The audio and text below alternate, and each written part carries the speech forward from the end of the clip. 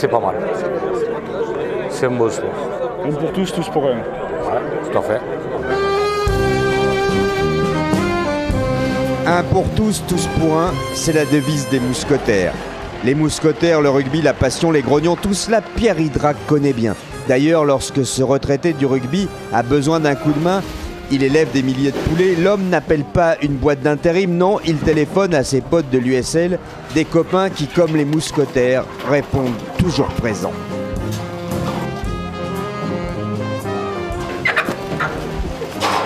Ça représente quoi pour toi d'être ici aujourd'hui? C'est tout simplement le lien entre les rugbyman, de l'amitié et le copain qui a besoin de nous aujourd'hui. On essaye de lui filer un coup de main et puis voilà. La notion de solidarité? Exactement, ouais. Et c'est important? C'est l'essentiel dans ce rugby de village. C'est l'essentiel du rugby pour toi? Oui, tout à fait. La solidarité, le copain à côté, et voilà. De se battre, vivre des moments, il n'y a pas que le rugby, vivre des moments d'amitié et sympathique comme ça aujourd'hui.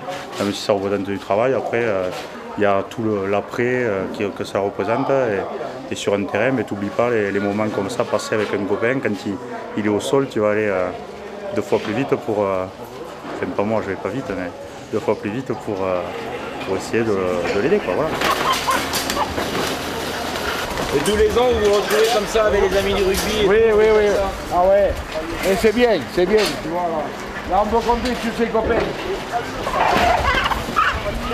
Après avoir débuté à l'île Jourdain, Pierre et son frère Michel ont monté une équipe qui avait la réputation de ne pas jouer à Fleuret-Moucheté. Il faut dire qu'à l'époque et dans ce coin-là, ça tapait dur.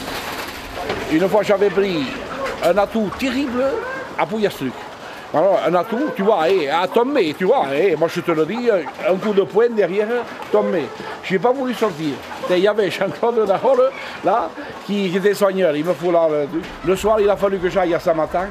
J'avais un hématome, avec une petite aiguille, me faire sortir le truc.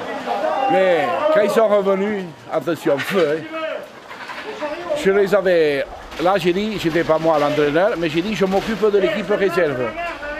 Maintenant, on est allé manger ensemble à Montferrand-Savès. Je leur ai dit pendant tout le match qu'il fallait se battre.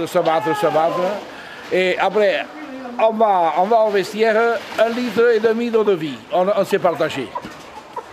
1 litre de l'eau de vie, tu sais, de l'eau de vie, ça chauffe. Et allez, et après le match. Et alors là, les types, tant qu'il y en avait, tout ça à terre. On a descendu arbitre et joueur. Tout épouvanté, ils ont quitté le terrain. Les autres équipes, elles craignaient de venir à... Ah oui. Vous aviez une réputation? Ah oui. Et ils disaient, on va au trou de la mort. Au trou de la mort? Oui, quand ils voulaient venir ici. Alors, parce que ça castagnait grave. Oui. On avait un boxeur et tout qui tapait avec nous. Là, Jean-Raymond et tout le monde là. Et c'était un boxeur. Comment il s'appelait Et c'était que des joueurs du coin ou... Alors, non, de Toulouse. De Toulouse. Mais la plupart, ils étaient d'ici? Ah oui. Saint-Martin, Gimont et Lille.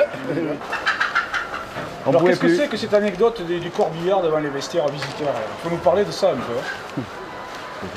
On avait été mal reçus dans une équipe, alors pour les épouvanter, pour les surprendre, elle avait amené encore le corbillard devant les vestiaires. Le corbillard municipal? Oui. Voilà, évidemment, ils sont descendus du car, ils ont vu ça, avec le drap noir, et là ils ont été... Tout le monde se mettait à bailler. Et ils étaient épouvantés. Et ils ont pris 50 de points, parce qu'ils n'ont pas joué, ils étaient morts de peur. Ce club qui a défrayé la chronique s'appelait Le Mur, Montferrand Union Rugby. Et on avait créé avec la famille Foux.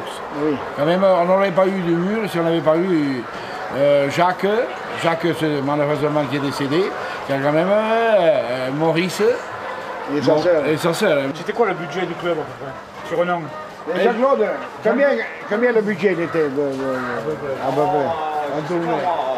France, c'était, on disait 100 000, 10 briques, ça faisait... 100 000 francs? Ouais, 100 000, même un peu plus. Un peu plus, on a fait. On est vers les 15. Et l'aventure a duré combien d'années alors? 25 ans.